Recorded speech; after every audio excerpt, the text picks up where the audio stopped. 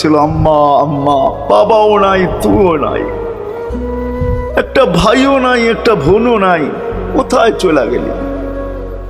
6 বছর বয়সের থেকে আবু তালেব, 6 বছর 6 মাস বয়সের থেকে 6 বছর 6 মাস বয়সের সময় দাদা মারা যায়। আবু তালেব 50 বছর 6 মাস 10 দিন, যেদিন আল্লাহর রসুলের বয়স 44 বছর 10 দিন বাতিজাকে সিনায় রাইখা পালছেন, সিনায় রাইখা। ভালোবাসা এতটুকু দিয়েছেন দুনিয়ার কেউ দিতে পারবে না। আমার বিশ্বাস, আমার মন বলে রবের পরে যদি কেউ মুহাম্মদুর রাসূলুল্লাহকে ভালোবাসা থাকে, তাহলে আবু তালেব ব্যতীত দ্বিতীয় কোনো ব্যক্তি আমি পাই না। আমার বিবেক বলে, আমার বুদ্ধি বলে, আমার ইতিহাসের পাতা বলে আবু তালেবের চেয়ে বেশি ভালো কেউ বাসতেন। আপনারা আবু তালেবকে চিনেন না? মক্কায় যার উপরে আঙ্গুল উঠানের কোনো ব্যক্তি ছিল না।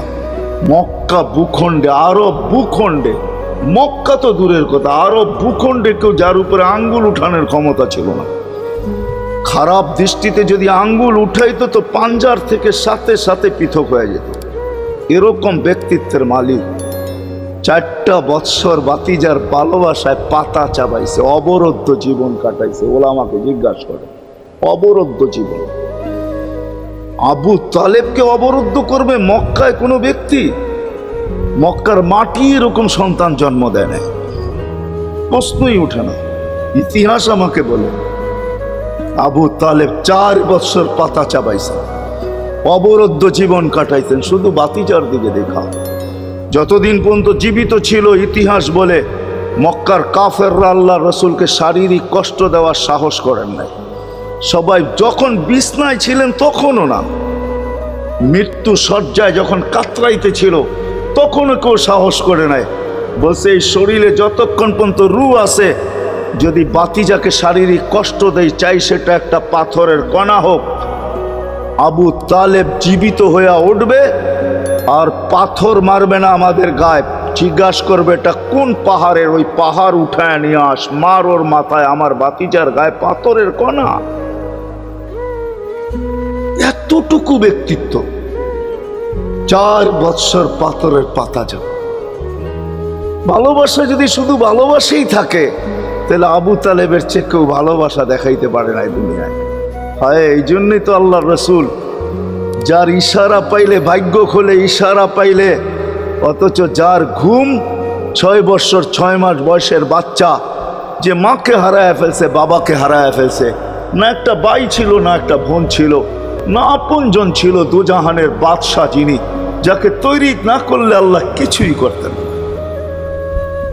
আল্লাহ আদম আলাইহিস সালামকে বলছিলেন লাউলাহু লামা খালাকতুকা ইয়া আদম, আদম ইনি না হইলে তোমার অস্তিত্ব হতো না। তোমার অস্তিত্ব কেন, কিছুই হইতো না। কোরআন তো আমাকে বুঝায় ওয়ামা আরসালনাকা ইল্লা রাহমাতাল লিল আলামিন। এই আয়াত আমাকে বুঝায় আল্লাহর রসুলের রহমতের কোষ্ঠী পাথরে মনে হয় আরশও তৈরি হয়েছে, কুরসিও তৈরি হয়েছে, এর ছোঁয়ায় তৈরি হয়েছে।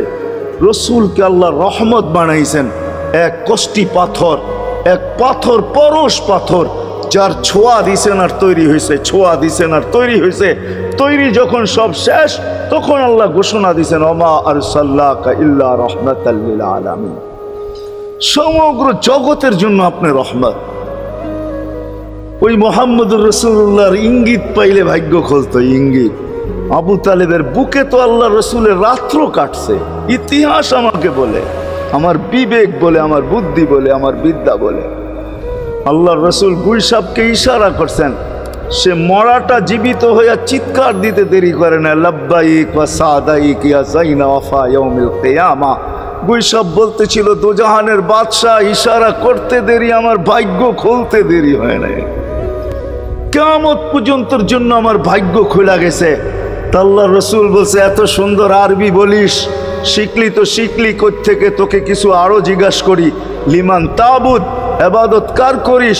তো গুইসাব বলতেছে ফিসসামাই আরশুহু, এবাদত তো ওনার করি যার আকাশে আরশ, ওয়াফিল আরদি সুলতানুহু, জমিনে যার রাজত্ব, ওয়াফিল বাহরি সাবিলুহু, সমুদ্রের ভিতরে যার রাস্তা, ওয়াফিল জান্নাতি রহমাতুহু, জান্নাতের ভিতরে যার রহমত, ওয়াফিন নারি ইকাবুহু, জাহান্নামের ভিতরে যার শাস্তি। বলছে মান আনা, আমি কে? বল না।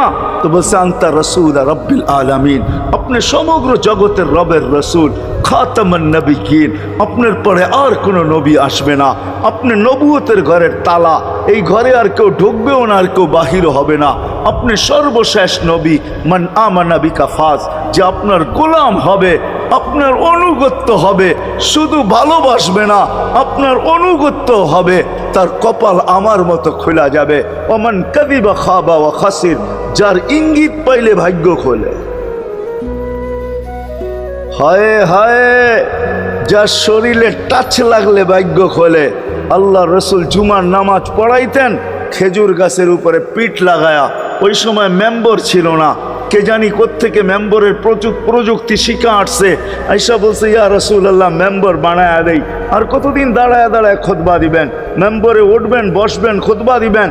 তো খুদ মেম্বর যখন বানায়া দিছে, আল্লাহ রসুলেরও পছন্দ হয়েছে, দাঁড়ায় দাঁড়ায় আর কতদিন খুতবা দিব। মেম্বরে পা রাখতে দেরি, শুকনা খেজুর গাছ বাচ্চার মতো কাঁদতে দেরি করে নাই। আল্লাহু আকবার। শুধু কাঁদে নাই, সে তো বলতেও ছিল মনে হয় আমার কাছে যে শুধু কাঁদে নাই, বিলাপ করতেছিল সে। কোত্থেকে এই ব্যক্তি আসলো, সে কোত্থেকে এই মেম্বরের প্রযুক্তি পাইল, আর মেম্বরই বা কোত্থেকে বানাইলো, আমাকে বঞ্চিত করলো তো করলো কেন? আল্লাহর রসুল তার কান্নার আওয়াজে নিচে নেমে আসছেন, হাত বুলাইতেছিলেন, সান্ত্বনা দিতেছিলেন, তোকে ছোঁয়া দিতে থাকবো, পায়ের নিচে রেখা দিব, তোর গায়ে ছোঁয়া দিয়া মেম্বরে উঠবো। আল্লাহর রসুল শান্ত করতে পারেন নাই। সর্বশেষ যখন বলছেন তোকে জান্নাতে নিয়ে যাব, তুই দুনিয়া আমাকে খেজুর খাওয়াইতে পারিস না, জান্নাতে নিয়ে যাব, তুই জান্নাতে খেজুর দিবি, আমি মন বড়া খাবো। তখন যে তার কান্না ঠান্ডা হয়েছে। মেরে দোস্ত, যার ছোঁয়া লাগলে ভাগ্য খোলে। আবু তালেব তো বুকে ঘুমাইতেন, মুহাম্মদুর রাসূলুল্লাহ তো আবু তালেবের বুকে ঘুমাইতেন। শুধু ছোঁয়া না, যাকে কাছের থেকে দেখলে ভাগ্য খোলে। আল্লাহ রসুল ঘুমায় আছে, জাবের রাদিয়াল্লাহু তাআলা আনহু পাহারা দিতেছেন। দূরের থেকে একটা গাছ মানুষের মতো হাঁটতে হাঁটতে আসতেছিল, মাথার কাছে দাঁড়াইছে। দীর্ঘক্ষণ দাঁড়ানোর পরে চলে যায় নিজের গায়ে জায়গায় লেগে গেছে। ঘুমের থেকে যখন উঠছেন তো বলতেছিলেন ইয়া রাসূলুল্লাহ, জাদু দেখলাম। কয় কিসের জাদু? কই গাছটা দূর থেকে আসলো, মানুষের মতো হাঁটতে হাঁটতে আপনার মাথার কাছে দাঁড়াইলো। দীর্ঘক্ষণ দাঁড়ানোর পরে আবার চলে যায় নিজের জায়গায় লেগে গেল। মনেই হয় না সে একবার উঠে আসছিল। আল্লাহর রসুল হাসতেছিল আর বলতেছিল, ও দূর থেকে আমাকে দেখতেছিল, ওর মন ভরতেছিল না। ও আল্লাহর কাছে দোয়া করছে, আল্লাহ তোমার হাবিব এত কাছে, আমি এত দূরে, একটু অনুমতি দাও না, মাথার কাছে যায় একটু মন ভরা দেখি। হায় হায় হায় হায় হায়, ভালোবাসার জায়গায় ভালোবাসা থাকলে চলবে না, ওই দিকে নিয়ে যাইতেছি, লম্বা কথা হবে না। কেন আমার মেমোরি, আমার আইসি অনেক আগেই বন্ধ হয়ে গেছে, আমাকে 10টার আগে বসাইতে হবে, তাহলে আমার আইসি ওপেন থাকবে। 10টা বেজে গেল, এরপরে এটা অফ হয়ে যাবে, এটা আর খোলা যাবে না। এই জন্য লম্বা করা যাবে না, শর্টের ভিতরে। কিন্তু সিরাত এই জন্য বুঝাইতেছি আপনাদেরকে, সিরাত যদি না হইতো, এই হিডিং আমাকে দায়িত্ব দিতেছে যে আমি সিরাত প্রয়োজন কেন এটা বুঝাই। ডাইনে বামের কথা না বলি, সিরাত কেন প্রয়োজন, কতটুকু প্রয়োজন, শ্বাসে শ্বাসে প্রয়োজন না কদমে কদমে প্রয়োজন, জীবনের প্রত্যেক পর্বে পর্বে প্রয়োজন, না শুধু আখেরাতে প্রয়োজন, দুনিয়ায় প্রয়োজন না। না না, এটাই বুঝাইতে চলতেছিলাম আপনাদেরকে, যে রসুলকে কাছের থেকে দেখলে ভাগ্য খোলে, যার কথা মানতে পারলে ভাগ্য খোলে। হায় হায়, কেমনে বুঝাবো? জানোয়ার চিনছে, আমরা চিনি নাই। বিদায় হজের দিন আল্লাহর রসুল সাল্লাল্লাহু আলাইহি ওয়াসাল্লাম উট জব করছেন, উট 100-র উপরে উট জব করছেন, 40টার মতো নিজের হাতে করছেন, বাকিগুলা আলী রাদিয়াল্লাহু তাআলা আনহু করছেন। যখন আল্লাহর রসুল করতেছিল তো উটদের ভিতরে ঝগড়া চলতেছিল, কার আগে কে আসবে আর হুজুরের ছুরির নিচে গলা দিবে। উট চিনছে, আমরা চিনি। এই জন্যই তো প্রথমে বললাম একজনও পাওয়া যাবে না। চুল শতবার কাটলাম, আজ পর্যন্ত একবারও উচ্চারণ করলাম না সেলুনে যায়া যে আজকের চুল আমাকে নবীর স্টাইলে কেটে দিবে। তোর সব স্টাইল, আমি নবীর স্টাইলে কাটতে আসছি, আমাকে নবীজির স্টাইলে কেটে দিবে। কি বলছেন কোনোদিন কেউ? হাত উঠে বলেন, কেউ বলছেন কোনোদিন? না না না না না। আপনি ভালোবাসেন বটে, কিন্তু আমার বিশ্বাস যদি একদিনও বলতেন আর একদিনও কাটতেন, তা আল্লাহ রসুলের সিরাত আদর্শ এতটুকু দামি, একদিনের চুল কাটা আপনাকে জান্নাতে নিতে পারবো। একদিনের চুল কাটা বিশ্বাস হয় না? মনে হয় না যে একদিনের চুল কাটা দিয়া জান্নাতে যাব কি করে, ঠিক না? এই উম্মত তো এক নেকি দিয়া জান্নাতে যাবে। কয় নেকি দিয়া? একটা নেকি দিয়া জান্নাতে যাবে এই উম্মত। অন্য উম্মতের কথা জানি না আমি, এই উম্মত এক নেকি দিয়া জান্নাতে যাবে। নবীর একটা আদর্শের কারণে জান্নাতে যাবে। সিরত মানি আদর্শ, আর এটা আমরা কদমে কদমে মুহতাজ। কেননা এই ছোট জীবনটা যদি গ্রহণযোগ্যতা পর্যন্ত পৌঁছাইতে হয় আল্লাহর কাছে, চাই নারী হই, চাই যুবক হই, চাই বৃদ্ধ হই, যেই মানুষই হই না কেন, যেখানেরই হই না কেন, যেই বাসারই হই না কেন, যেই বর্ণেরই হই না কেন, যেই পেশারই হই না কেন, যেই সোসাইটিরই হই না কেন, এই জীবনটাকে যদি গ্রহণযোগ্যতা পর্যন্ত পৌঁছাইতে হয় কার কাছে? দুনিয়া আলাদের কাছে না, মালিকের কাছে, যিনি এক ফোঁটা পানির থেকে অস্তিত্ব দিছেন, যার কাছে আবার আমাদেরকে ফিরা যেতে হবে। পালানোর কোনো সুযোগ নাই। এই জন্যই কোরআন আমাদেরকে বোঝায় আইনাল মাফার। আল্লাহ বলতেছে কোথায় ভাগবে তুমি, বলো কোথায় ভাগবে? কবির কথাই সত্য, যদিও নাকি পালাও তুমি আকাশেতে লাগিয়ে সিঁড়ি লাগাও যদি আকাশে চলে যাও, তো আল্লাহ বলে তোমার পাগার কোনো সুযোগ নাই। কেননা ইল্লা বি সুলতান, ওইখানেও আমার রাজত্ব, এইখানেও আমার রাজত্ব, ডাইনো আমার রাজত্ব, বামে আগে পিছে উপরে নিচে সর্বত্র আমার রাজত্ব। আমার রাজত্বের বাহিরে যাওয়ার ক্ষমতা তোমাদের নাই। দ্বিতীয় কথা এটো, আইনা আনা মাআকুম আইনা মা কুনতুম, যেখানে যাবে ওইখানে আমি সঙ্গে থাকব। আমাকে দূর করতে পারবে না। যদি করো তাহলে তুমি থাকবে না, তোমার অস্তিত্বই থাকবে না। কেন আমাদের ভিতরে আল্লাহ নাই বটে, কিন্তু আল্লাহর একটা পাওয়ার আছে যেটাকে রূহ বলে। কুলির রূহ মিন আমরি রব্বি। আল্লাহর একটা পাওয়ার, একটা সিফত, সবচেয়ে শক্তিশালী পাওয়ার যেটা, ওইটা আমাদের ভিতরে আল্লাহ ঢুকায় রাখছেন, যেটাকে আমরা রূহ বলি। কোরআনের ভাষায় রূহ বলে, বাংলা ভাষায় আত্মা বলে। যেটাকে আমরা আত্মা বলি ওটা আল্লাহর হুকুম ছাড়া কিছু না। আল্লাহ বলে ওটা মনে করে নাও আমি তোমার ভিতরে আছি, কেননা এটা আমারই জিনিস। কুলির রূহ মিন আমরি রব্বি। আমাকে পৃথক করলে আর তুমি থাকবে না, তখন তোমার চক্ষু থাকবে আইন লা তানদুর, তোমার চক্ষু থাকবে দেখবে না। উদুন লা তাসমা, কান থাকবে শুনবে না। লিসান লা তানতিক, জবান থাকবে কিন্তু জিহ্বা থাকবে কিন্তু বলবে না। আকলুন লা তুমাইয়িজ, তোমার মগজ থাকবে ভালো মন্দ বুঝবে না। কলব লা তাতাফাক্কার, দিল থাকবে কিন্তু চিন্তা করার ক্ষমতা তোমার থাকবে না। ইয়াত লা তাফতিশ, হাত থাকবে ধরবে না। রিজল লা তামশি, পাও থাকবে চলবে না। তুমি হবে লাশ। ওই আল্লাহ পর্যন্ত যদি গ্রহণযোগ্যতায় পৌঁছাইতে হয়, ওইখান থেকে বাহির হয়ে গেছি। ভালো তো বাসি, কিন্তু আগেরটুকু জানি না। ও মেরে দোস্ত, শুধু ভালোবাসলে চলবে না। আবু তালেবের চেয়ে বড় ভালোবাসা আপনার আমার ছিল না। সাহাবাদের মতো ভালোবাসা আপনার আর আমার নাই। আছে নাকি? আবু তালেবের মতো ভালোবাসা ছিল। চলেন শর্ট করি। আবু তালেবকে নিজের হাতে আল্লাহ রসুল কবরে রাখছেন।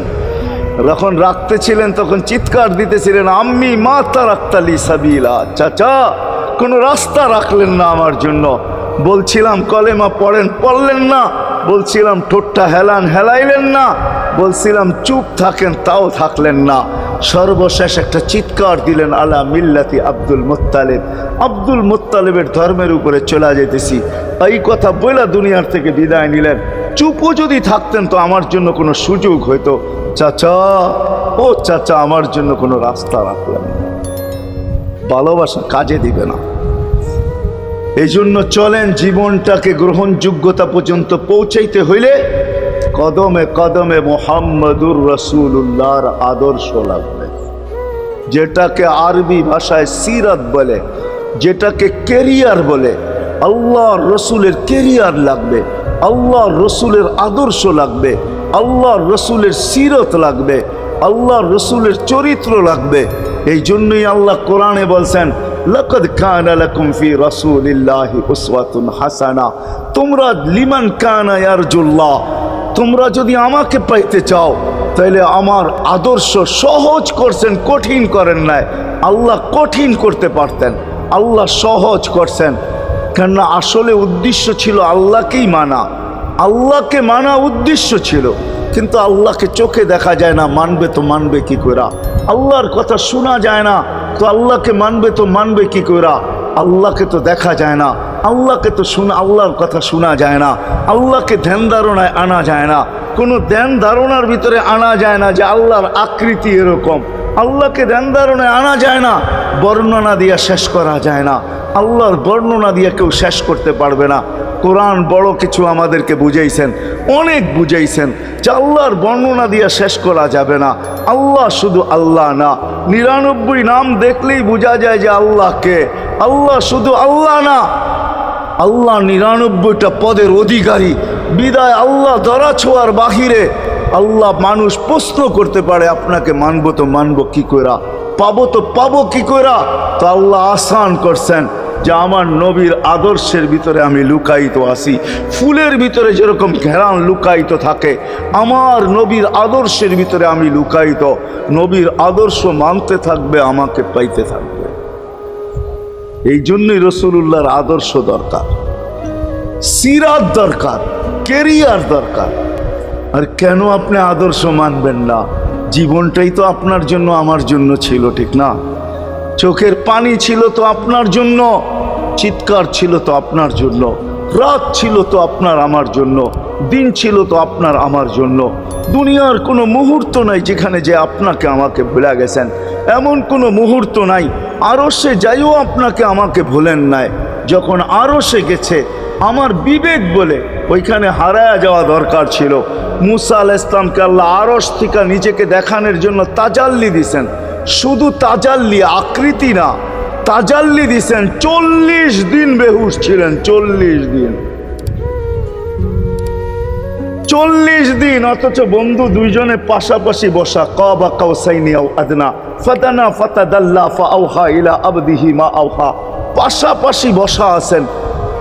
তীর ধনুক থাকলে আপনাদেরকে আমি দেখাইতে পারতাম কতটুকু কাছে হয়েছিলেন। এরকম কাছে হারায় যাওয়া দরকার ছিল।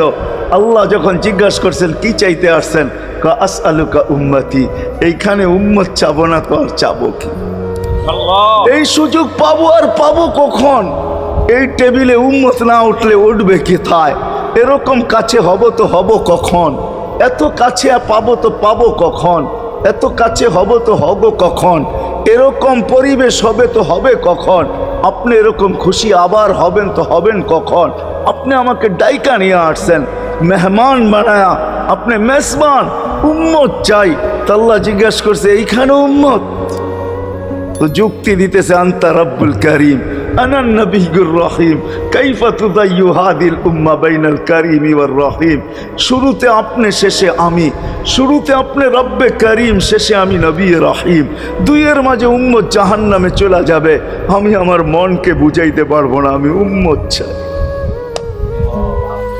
আল্লাহ সান্ত্বনা দিতেছেন, কাসামতুল কিয়ামাতা কিসমাইন, কিয়ামতকে 2 ভাগে ভাগ করছি। আমি জানি আপনি একাই চিৎকার দিবেন কিয়ামতের মাঠে, উম্মতি উম্মতি বইলা। আর কেউ উম্মতকে স্মরণ করবে না।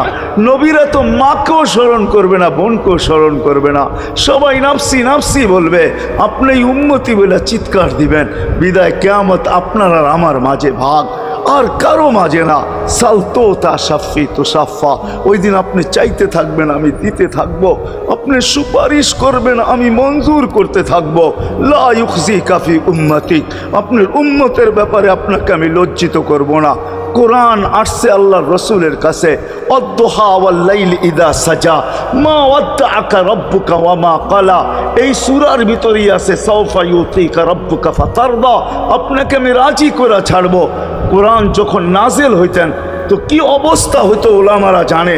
আল্লাহ রসুল ঘামতে থাকতেন, এতটুকু কষ্ট হইতো, কখনো কখনো বলতেন কাদার রু আইয়া খরুজ, মনে হয় আমার রুটা বাহির হয়ে চলে যাবে।